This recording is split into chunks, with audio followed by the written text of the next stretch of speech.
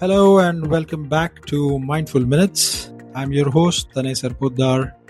Today we are diving into a phenomenon that most marketers haven't formally named yet, but almost every modern brand is already experiencing it. I'd like to call it cognitive whiplash. Now, before anyone imagines it like a medical condition caused by too many LinkedIn thought leadership posts, let me clarify what I'm trying to say here. Imagine this: a prospect receives an email from your company that sounds warm, conversational, and deeply human. They click through your website and suddenly encounter a language that feels like it was written by a corporate legal department that recently discovered adjectives. I'm sure you must have felt this. They download a brochure still that sounds aggressively sales driven. Then they chat with your AI assistant, which behaves like an over enthusiastic motivational speaker. And finally, they speak with a salesperson who sounds nothing like any of the above. Now, every individual interaction may be optimized, every individual touch point might be performing, every team may be celebrating their metrics. Yet collectively, something feels off. The customer isn't meeting one brand, they're meeting five. And increasingly, AI is accelerating this phenomenon. So, if AI can optimize every touch point independently, who ensures the customer experiences? Who is ensuring the customer experience is a coherent brand? I think because trust is rarely built by a single interaction. Trust emerges from consistency. Consistency creates familiarity. Familiarity creates confidence, and confidence eventually becomes preference. Now, behind this bigger introduction is something very interesting, which is why I'm trying to elaborate a little bit. We have a guest today, somebody who spent significant time navigating this intersection of brand, growth, customer communication, and technology, and also someone I've been looking forward to having on Mindful Minutes for quite some time. Not only because he spent more than 2 decades helping global brands navigate marketing transformation, customer engagement, business growth, the list goes on, but also because we share a common learning journey as alumni of the executive program in AI-driven marketing and MarTech from IIM Indore.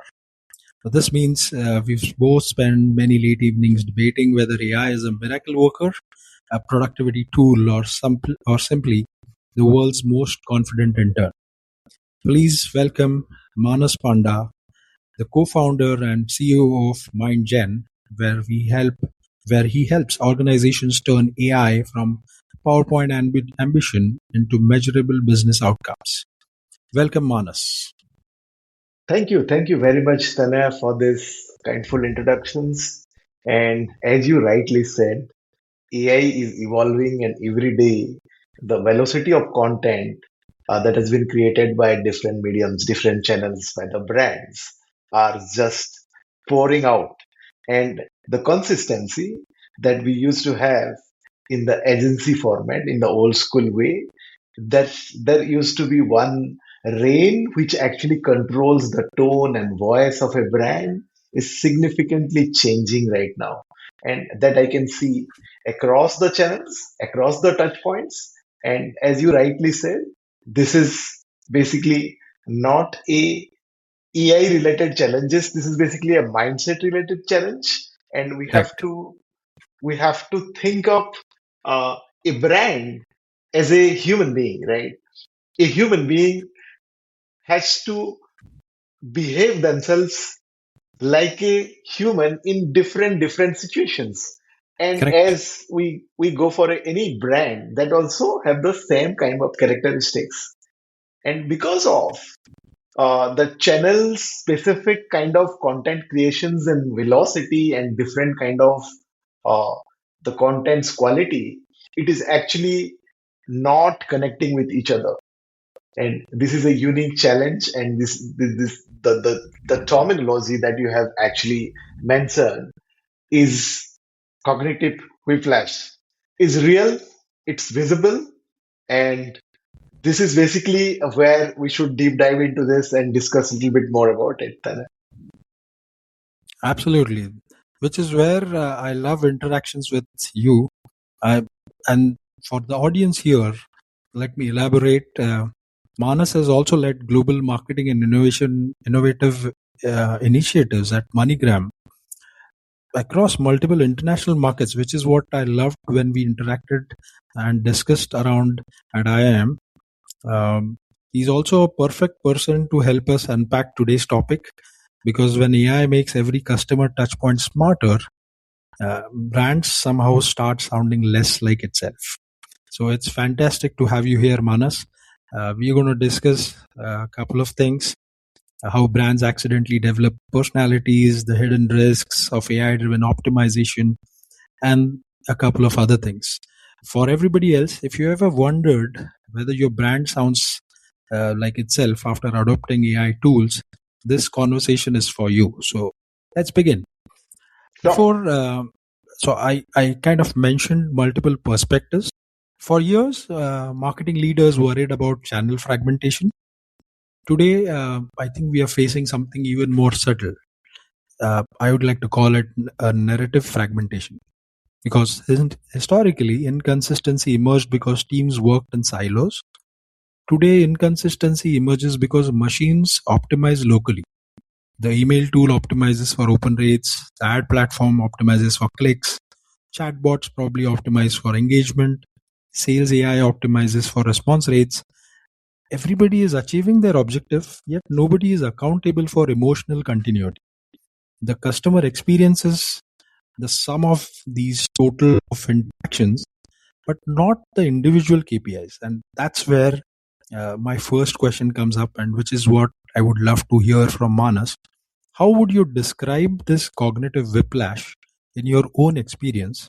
And at what point did you realize that brands were starting to sound like multiple different companies?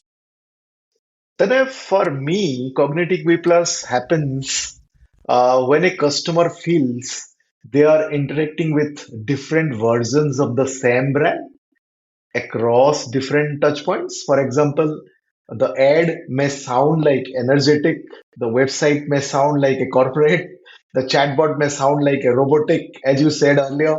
The sales email may sound over a more personalized one, and the service message may be sound defensive, especially when we are interacting with a chatbot or any voice based agent. The Very WhatsApp true. communications may sound transactional more, the format, right?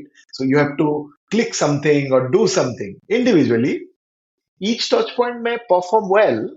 The ad may get clicks, the email may get replies, the chatbot may resolve the queries, but collectively, the customer starts feeling a lack of consistency and continuity, both.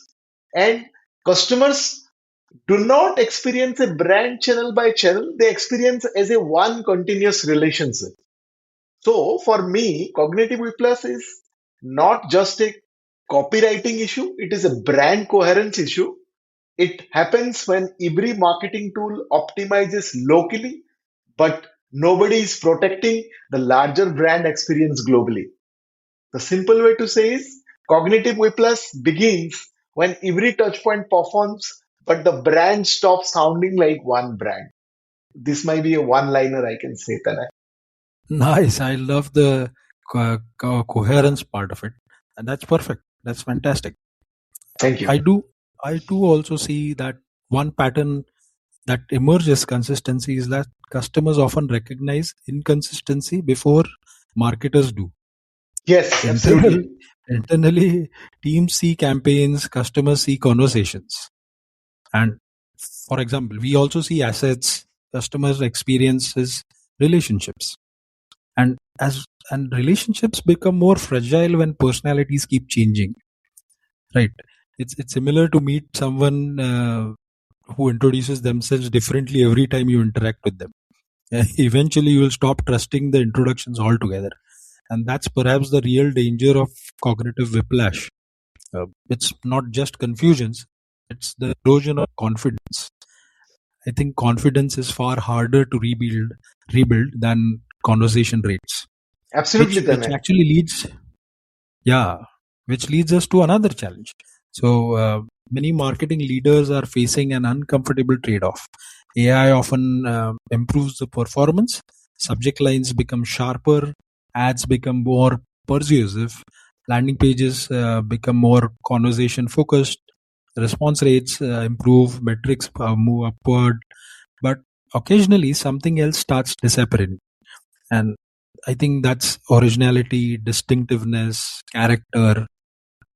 Brands begin sounding similar, remarkably similar rather, because everybody's doing the same thing, and optimization engines are learning from the same pattern, the same data sets, and the same internet, obviously, which is why the result becomes like 1,000 companies speaking a slightly different version of the same AI generated dialect.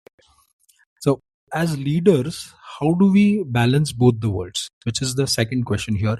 How would you or how do you balance letting AI optimize for performance like CTR, replies, conversions, while still protecting a consistent brand voice and intent? Tanay, this is one of the most important questions for modern marketing leaders. My view is simple. AI should optimize the route, not change the destination. If I say in a very simple, crude way, the Wonderful. performance metrics are like CTR, reply rate, conversion rate, sorry, cost per lead, and engagement are important, but they should not become the only objective functions. If every AI system allowed to change short-term performance, the brand voice will slowly get distorted. For example, an AI tool may discover that a more aggressive headlines get better clicks. Another tool may find executed urgency improves email response. Another may learn that emotional language increase WhatsApp engagement. But if these optimizations are not governed, the brand may gradually shift from helpful to pushy. Like you are just promoting something. Confident, I- because brand doesn't sound like a confidence, its trust layer is missing in that phase, basically. From premium to, it should not be looking like a that same tone, same voice is speaking all the narrative. So this is basically a very important layer, and it should be balanced, and this should be governed under a framework that I can say, Tanay. There should be a brand core. The core is basically Mhm. the brand purpose, brand promise, tone of voice, trust, then category stance, ethical limit, and all. Then another layer would be contextual expressions. This can change depending on audience, geography, language, channel, and buying stage. This is basically the second pillar I can say. Like it may be a local language, it may be a hook, it may be a format, it may be CTA, it may be emotional intensity, so it may be a platform behavior. So this is the second phase. Third one I can say is performance layer. The performance layer where AI can aggressively optimize. So it can optimize the subject line, it can optimize the creative variations, ad copies, landing page sequences, follow-up timings, campaign segmentations, often optimizations and prioritizations. The mistake happens when brand allow AI to optimize the brand core instead of only optimizing the contextual expression and performance delivery. So this is Perfect. missing. This is the area where the orchestration layer it is missing, Tanay. I love it. I totally empathize, or not just empathize. I totally agree with what you're saying. I love the part where you mentioned the layers. Two of them, which I think are very important: contextual expression and performance. You're right. So What I Abs- what strikes me is that AI doesn't actually understand brand. It yeah, probably understands probability. It predicts what words should come next. It predicts what messages may generate action. But brands are merely are not rather merely prediction systems. They're memory systems, right? Yes, They're a collection of promises, perceptions, experiences accumulated over time, which means human leadership remains essential. And perhaps the future isn't AI versus brand stewardship. It's perhaps AI execution guided by human intentionality. absolutely, I absolutely, think, Tanay. yeah, optimization without intent eventually becomes noise, and noise is rarely associated with loyalty. So, Clearly. anything else you want to add before we jump to the third one? So I can say one more, three lines basically. The brand core must remain stable. The contextual expression can adapt, and the performance layer can be optimized. These are the three lines that Best. we should actually apply whenever we are going for any kind of campaign through AI. And this is the guardrail I can say, which can actually uh, rein the brand tone and brand voice and trust. Absolutely. It's a definite checklist. Brands have to note this. Now, bringing us to the third perspective, nowhere is this challenge more complex than in India, right? Many global discussions around AI assume Yes. relatively homogeneous audiences, and India offers no such luxury. We market around dozens of languages, hundreds of cultural references, and there's regional humor, local idioms, different level of digital literacy, different trust triggers, different buying motivations, and probably often within the same campaign. Now, what I think is AI can translate words, but trust often lives between the words, in context, in nuances, in cultural sensitivity, and in knowing not just what to say, but what not to say. Which brings us to this question, which I think is very close to me, and I would love to hear your thoughts. We actually started our discussion before the podcast recording on these lines only. Given India's mix of languages, dialects, and cultural context, how do you think about the tone, nuance, and trust when handling messaging over to AI driven tools? Absolutely, Tanay. You have actually nailed the biggest pain point in India. So, as I came from a trade marketing background from my beginning of the career, so I have been the width and breadth of India. And India, we should not actually consider as a country. If you actually go to the 2011 census data, so India has 1200, more than 1200 dialects. And Yeah, around 120 dialects or which actually been spoken by more than 50,000 people. And India, correct. we call it in our rural marketing language a socio-economic zone. So whenever you cross Yes, 30 miles, the water change, the language change, the dialect change, and the food behavior change.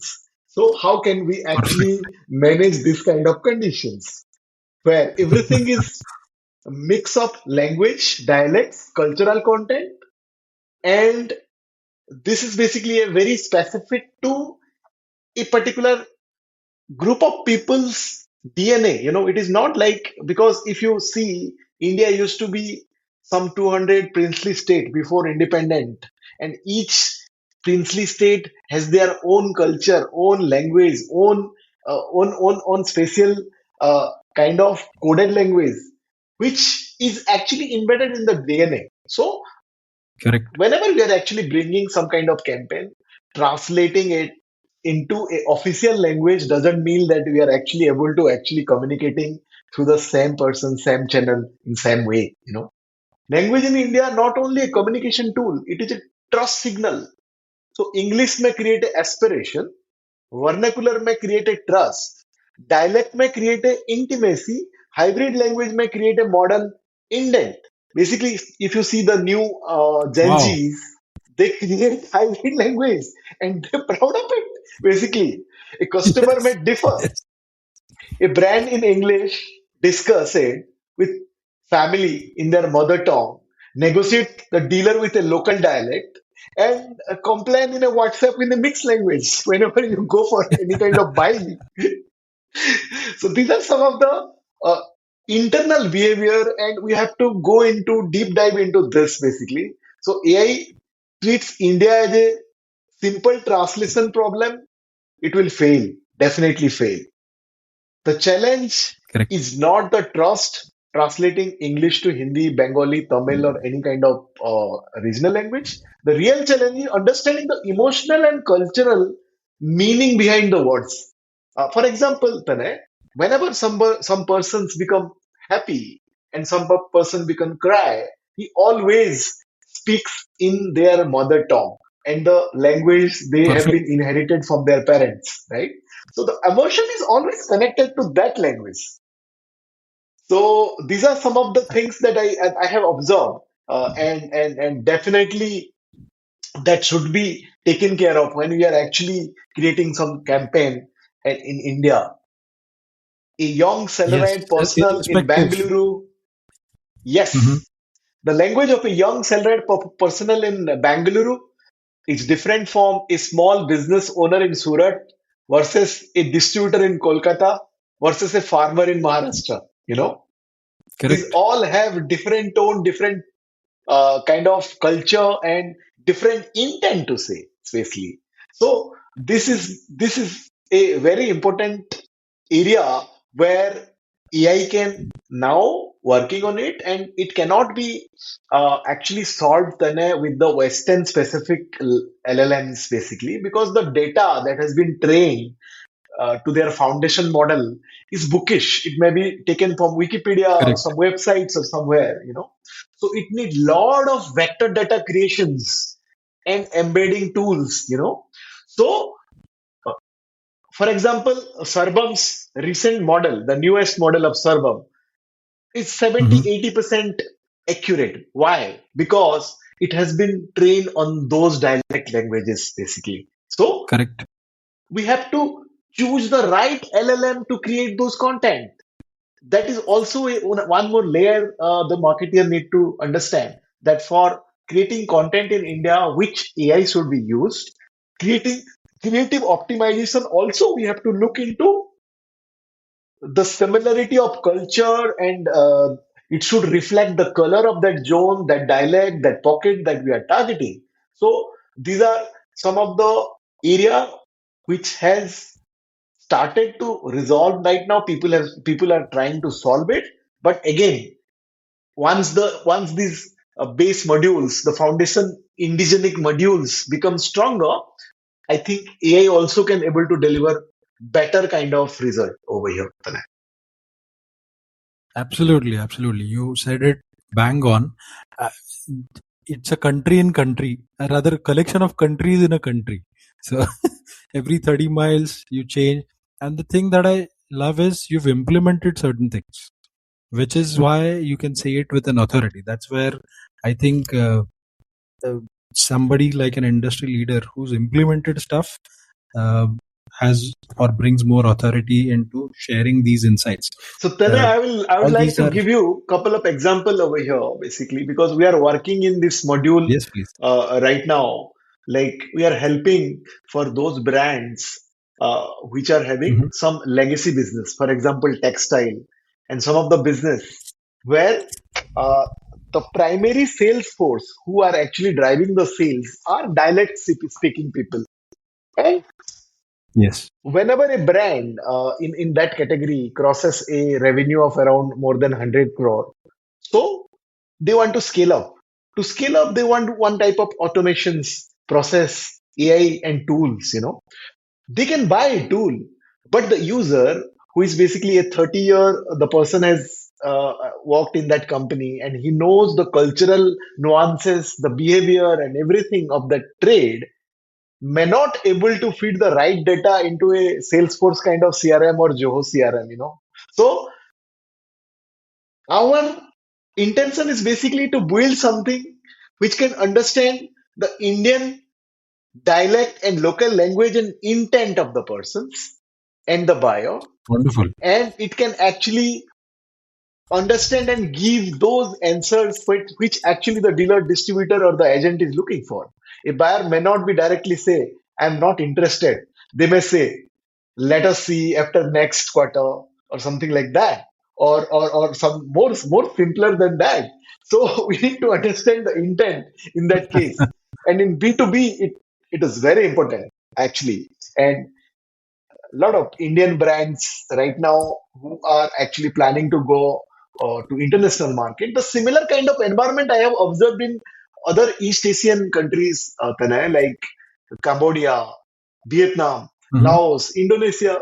We have similar kind of environment, cultural nuances, and this can be applicable to most of the part of Asia, I can say, and Africa.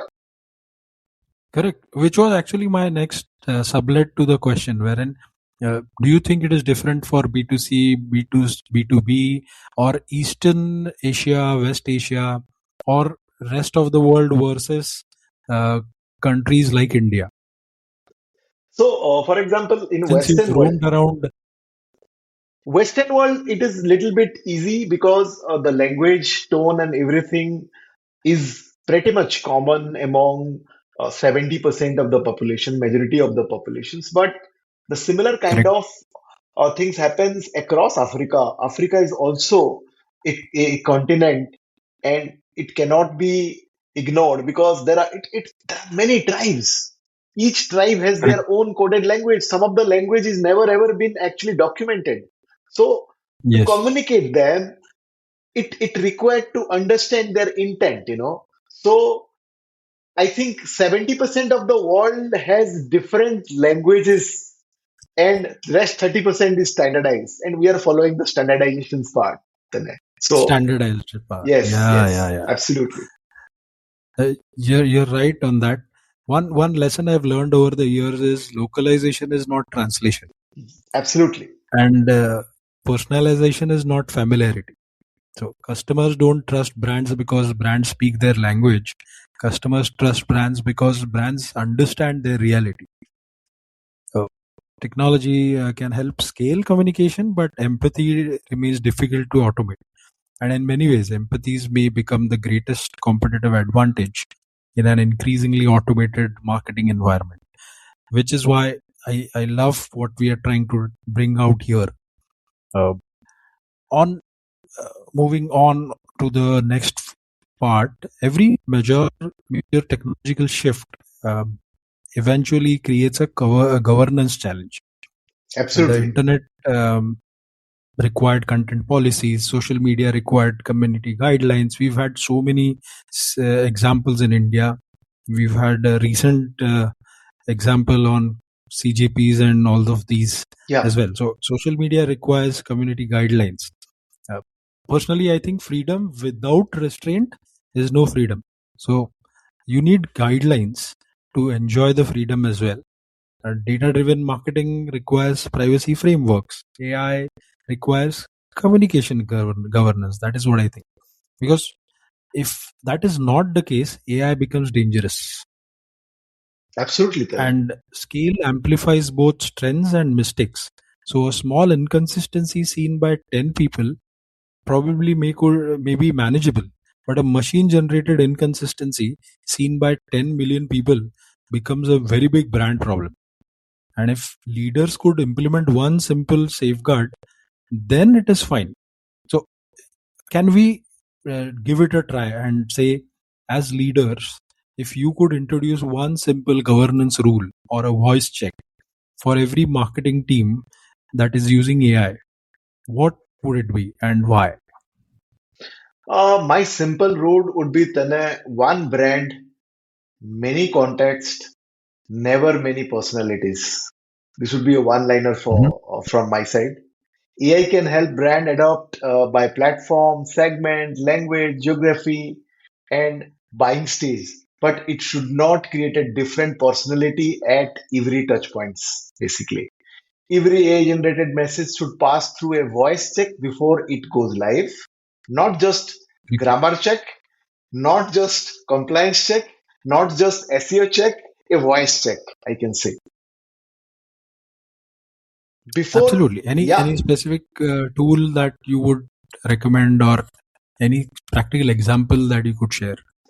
Or you are saying something, then you can We have to complete, create a then we can framework, answer. Tanay. In that case, we have to create a Mhm. framework, voice framework, basically, before publishing any AI generated communications, making them, we should ask either to a system, or we create a system which should go through and pass through these 5 questions. Does this sound like us? Does this respect the customer's context? Does this Perfect. preserve our trust boundary? Does this match the stage of the customer journey? If the customer moves from this message to our website, salesperson, chatbot, or service team, will it feel like one communications brand? So this continuousness should be there along with this 1, 2, 3, 4, 5 stages. If the answer is no, the content may not be optimized, but it may not be brand safe, basically, I can say. Perfect. Perfect. That is incredibly practical perspective, I would like to say. Ultimately, governance isn't about restricting creativity, it's about preserving trust, and that is what your framework is trying to build. I think the strong brands aren't necessarily the loudest brands, they are the most recognizable brands, and recognizability comes from consistency, not just repetition. Consistency of values, tone, intent, customer experience. These are the frameworks that you're saying, and I totally agree with that. I think as AI becomes more capable, the temptation will be to automate everything. The wiser approach may be a little different. We can automate production, but protect the identity, scale efficiency, but preserve humanity. Customers rarely remember which model generated the message. They'll remember how the brand made them feel. So that's the essence of this entire discussion. I love talking to you, Manas. Any closing notes for today's episode? Tanay, I would like to say something. Marketing leaders need to shift from only managing campaigns to managing AI generated brand behavior. So earlier, brand governance Mhm. was mainly about logo usage, color palette, visual identity, taglines, approved claim, agency guidelines. Now, the governance must include AI prompts, what kind of prompt we are generating, brand voice memory, approved tone examples, forbidden language, cultural context, regional language rules, human review protocols. Humans should be always on the loop, data privacy and boundaries, sales and service feedback loops. These are some of the areas, a practical starting point to create an AI brand voice playbook, Tanay, if I say. Because each brand has a should have a playbook normally. So how the Correct. brand sounds, confident but not arrogant, helpful but not over friendly, expert but not complicated, warm but not casual in sensitive catalog. This kind of things should be there actually. So as we are actually going to deeper towards more AI world, we should actually govern these guardrails, and we should I create love some it. kind of harness. I love it. I love it. Just like sales has battle cards, Manas, you've given the framework for marketing leaders and the marketing enthusiasts or marketing managers, executives who are implementing it. I also think if we look at these frameworks, it is very helpful for even the CXO layer to understand, because ultimately we are trying to say, even with or without AI, marketing is an investment. It's not a cost center. So an investment requires a lot of thought, and these playbooks, these battle cards help you stay on those lines. Perfect. Thank you. Thank you very much, Manas. Thank you, Tanay. Thank you for having me in your show, and it's a pleasure always talking to you. And great. I feel better Great, whenever great. we talk and share knowledge about, because it's a very continuous and practical subject, and it will be keep on evolving. And I think you and me would be chatting more about the upcoming context basically, Absolutely. because it's a This is the beginning of our discussion. This is the beginning of many of our discussions. So Yes, Tanay. Thank Absolutely. you. Thank you. Absolutely. Pleasure to be talking with you and had a great time and talking to your audience as well. Thank you. Thank you very much. Appreciate it. Wonderful, wonderful. For the audiences, as we wrap today's conversation, I think there's one idea worth leaving with. For decades, marketers focused on a single or creating a single source of truth for data. Perhaps the next decade requires creating a single source of truth for voice. Because AI is no longer a future capability, it's already embedded inside our workflows.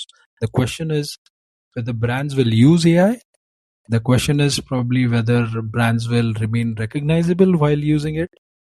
The winners not be the organizations generating the most content. They'll definitely be the organizations creating the most coherent experiences.